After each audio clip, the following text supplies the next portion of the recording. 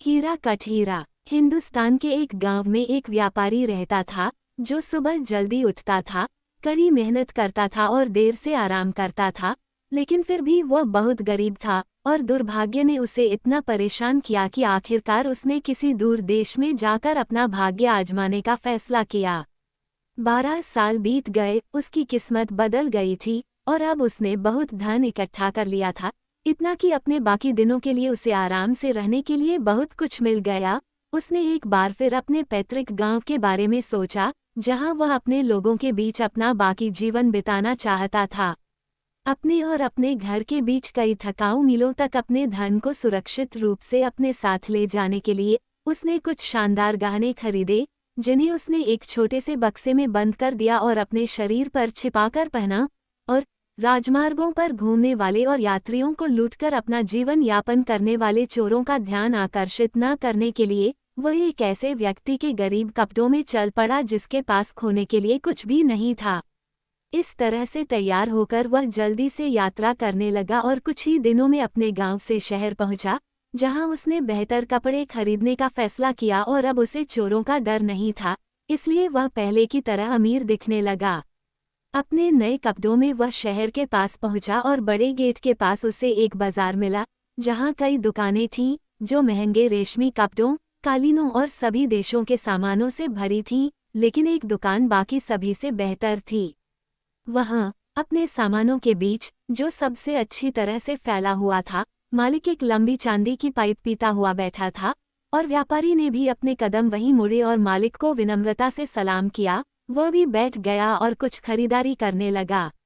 अब दुकान का मालिक, जिसका नाम बीकामुल था, एक बहुत ही चतुर आदमी था और जब वो और व्यापारी बातचीत कर रहे थे तो उसे जल्द ही यकीन हो गया कि उसका ग्राहक जितना दिखता है उससे कहीं अधिक अमीर है और वह इस तथ्य को छिपाने की कोशिश कर रहा था। कुछ खरीदारी करने के बाद उसने नए आने वाले को खुद को तरोताजा करने के लिए आमंत्रित किया और कुछ ही देर में वे एक दूसरे के साथ सुखद बातचीत करने लगे। बातचीत के दौरान बीकामुल ने व्यापारी से पूछा कि वो कहाँ जा रहा है और गांव का नाम सुनकर उसने कहा, तुम्हें उस सड़क पर सावधान रहना चाहिए, वह चोरों के लिए बहुत बुरी जगह है। व्यापारी इन शब्दों को सुनकर पीला पड़ गया। उसने सोचा, ये बहुत ही दुखद बात होगी। अपनी यात्रा के अंत में जब इतनी सावधानी से उसने जो धन इकट्ठा किया था वह सब लूट लिया जाएगा। लेकिन ये साधारण और समृद्ध बीकामुल निश्चित रूप से सबसे अच्छा जानता होगा, इसलिए उसने तुरंत कहा, लाला जी, क्या आप मुझे कुछ समय के लिए एक छोटा सा बक्सा बंद करके दे सकते हैं? जब मैं अपने गांव पहुंच जाऊंगा तो अपने ही रिश्तेदारों के आधा दर्जन तगड़े आदमियों को लाकर उस बक्से को फिर से अपने कब्जे में ले लूंगा। लाला ने सिर हिलाया। मैं यह नहीं कर सकता, उसने उत्तर दिया। मुझे खेद है, लेकिन ऐसे काम मेरा काम नहीं है। मुझे ऐसा करने से डरना चाहिए। लेकिन व्यापारी ने विनती की, मैं इस शहर में किसी को नहीं जानता और आपके पास निश्चित रूप से कोई जगह होगी जहां आप अपनी कीमती चीजें रख सकते हैं।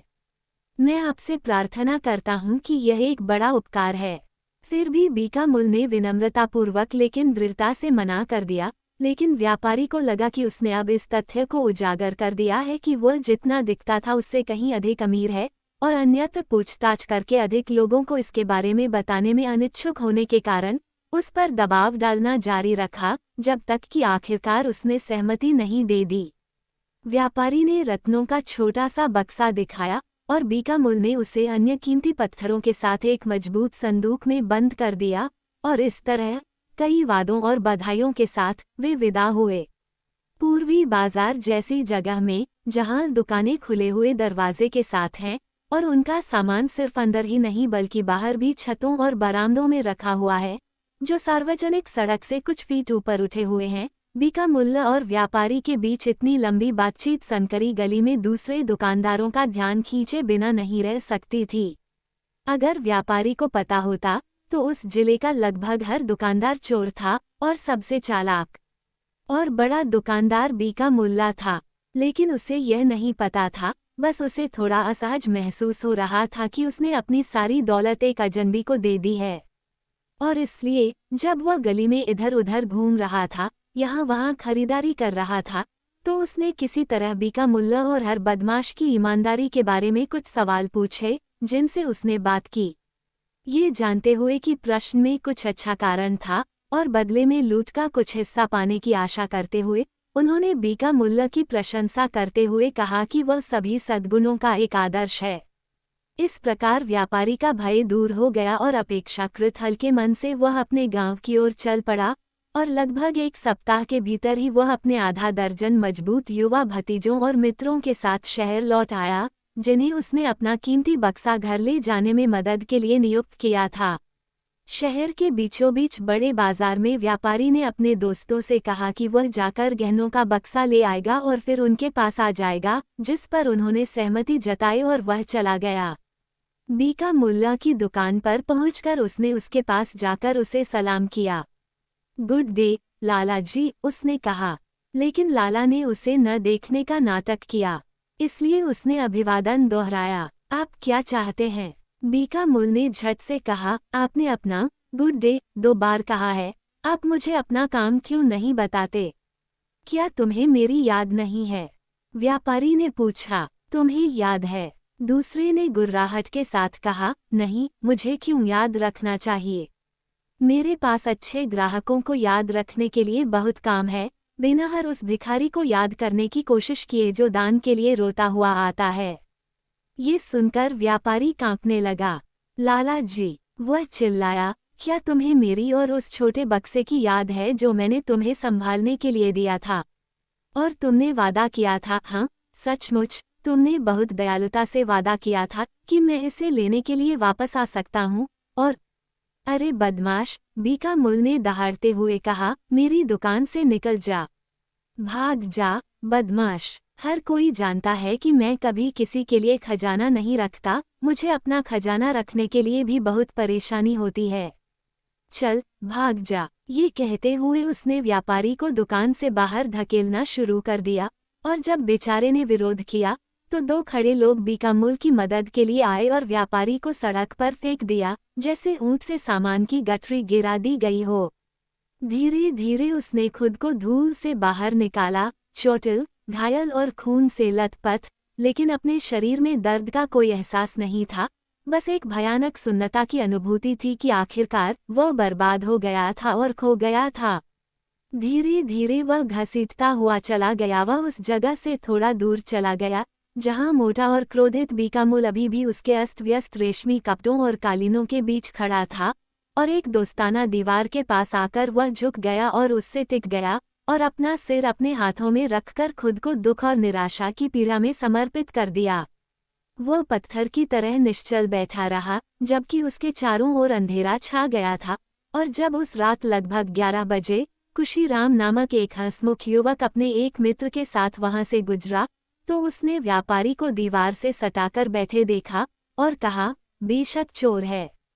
तुम गलत हो, दूसरे ने जवाब दिया, चोर इस तरह लोगों के सामने नहीं बैठते, रात में भी नहीं। और इस तरह वे दोनों आगे बढ़ गए और उसके बारे में और नहीं सोचा। अगली सुबह लगभग 5 बजे कुशीराम फिर से घर लौट रहा था।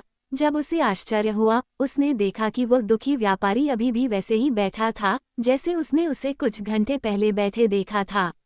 निश्चित रूप से उस आदमी के साथ कुछ गड़बड़ होनी चाहिए जो पूरी रात खुली सड़क पर बैठा रहा, और कुशीराम ने ये देखने का निश्चय किया कि मामला क्या है, इसलिए वह उसके पास गया और व्यापारी के कंधे को धीरे से हिलाया।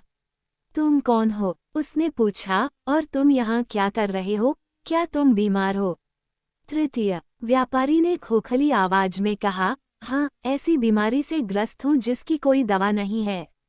ओह, बकवास, कुशीराम चिल्लाया, मेरे साथ चलो, मुझे लगता है कि एक दवा है जो तुम्हें ठीक कर देगी।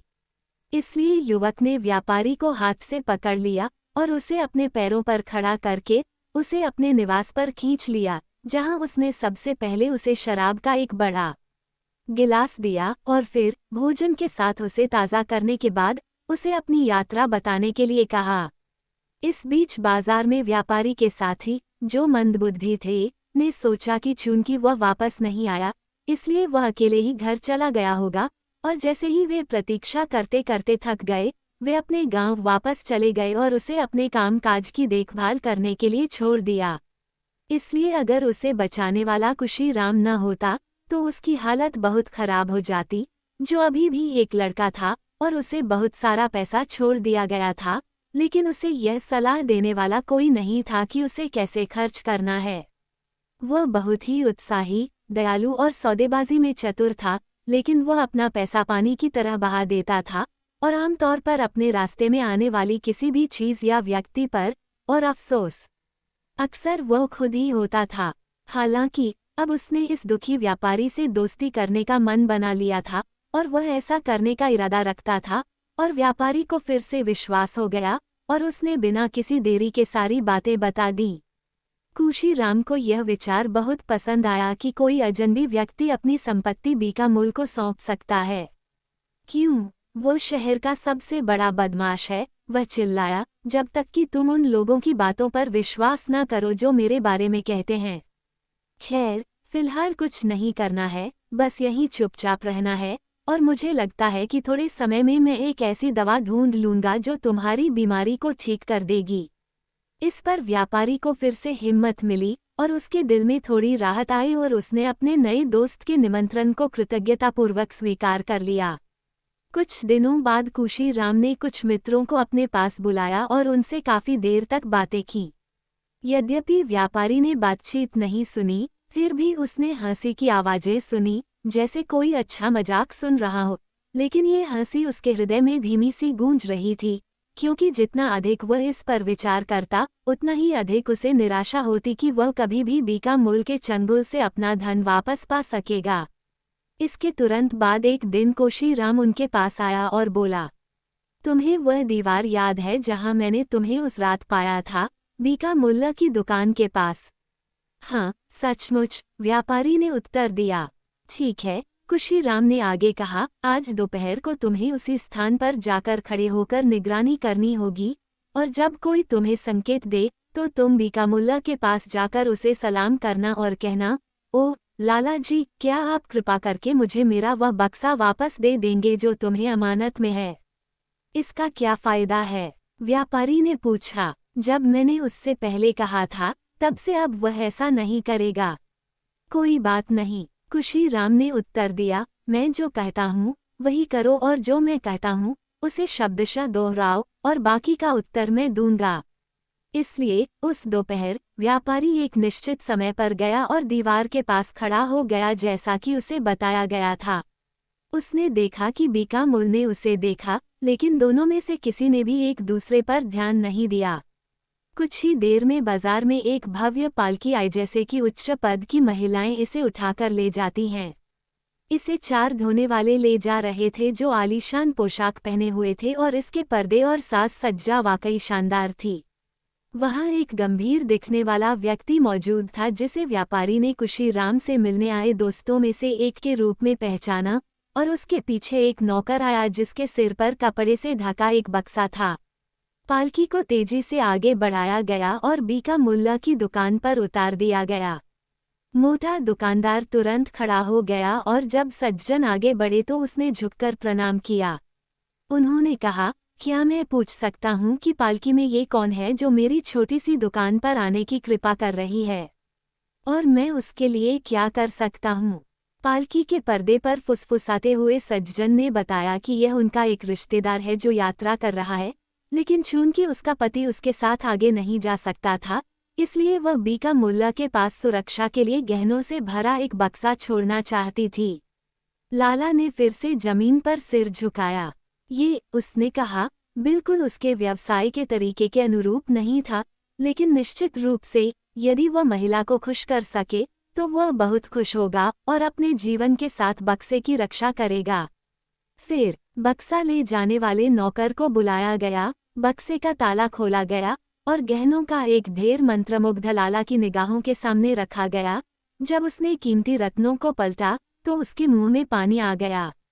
व्यापारी ने ये सब दूर से देखा था और अब उसने देखा, क्या वह गलत हो सकता है? नहीं, उसने स्पष्ट रूप से देखा कि एक हाथ दुकान से दूर पालकी के उस तरफ के पर्दे के पीछे से इशारा कर रहा था। संकेत, क्या यही संकेत था? उसने सोचा। हाथ ने फिर से इशारा किया, उसे लगा कि वह अधीरता से बोल रहा है।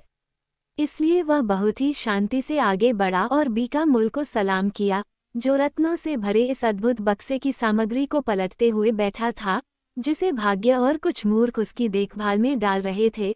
उसने कहा, ओह लाला जी, क्या आप कृपया मुझे मेरा वह बक्सा वापस दे देंगे जो आपको अमानत में है। लाला ने ऐसे देखा जैसे उसे डंक मार दिया गया हो, लेकिन तुरंत ही उसके मन में यह विचार कौंधा कि यदि यह आदमी फिर से हंगामा करने लगा तो वह इन नए और अमीर ग्राहकों का विश्वास खो देगा। इसलिए उसने अपने आप को नियंत्रित किया और उत्तर दिया, हाँ हाँ हाँ, मैं तो ये सब भूल ही गया था। और वह चला गया और छोटा बक्सा उठाकर व्यापारी के कांपते हाथों में रख दिया। उसने जल्दी से चाबी निकाली जो उसके गले में एक डोरी से लटकी हुई थी, और बक्सा खोला, और जब उसने देखा कि उसके सारे खजाने वहां हैं, तो वह सड़क पर भागा और बक्सा अपनी बाह में दबाए हुए पागलों की तरह नाचने लगा और जोर जोर से चिल्लाने लगा और हंसने लगा। तभी एक दूत दौड़ता हुआ आया और पालकी के पास खड़े सज्जन को सलाम करते हुए बोला, महिला का पति वापस आ गया है और उसके साथ यात्रा करने के लिए तैयार है, इसलिए गहने जमा करने की कोई जरूरत नहीं है। ये सुनकर सज्जन ने जल्दी से बक्से को बंद किया और फिर से ताला लगाया और उसे वापस प्रतीक्षा कर रहे नौकर को सौंप दिया।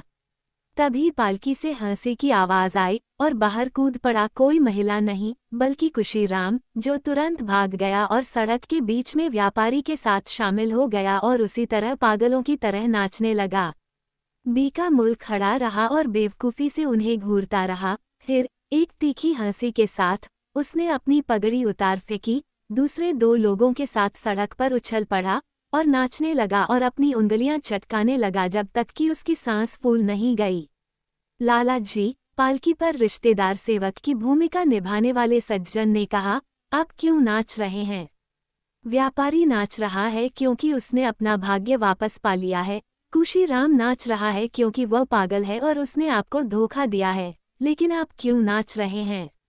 मैं नाचता हूँ, बीकाराम ने लाल आंखों से उसे घूरते हुए कहा। मैं नाचता हूँ क्योंकि मैं लोगों पर भरोसा जताकर उन्हें धोखा देने के 13 अलग अलग तरीके जानता था। मुझे नहीं पता था कि और भी तरीके हैं, और अब यहाँ 14वां तरीका है। इसलिए मैं नाचता हूँ।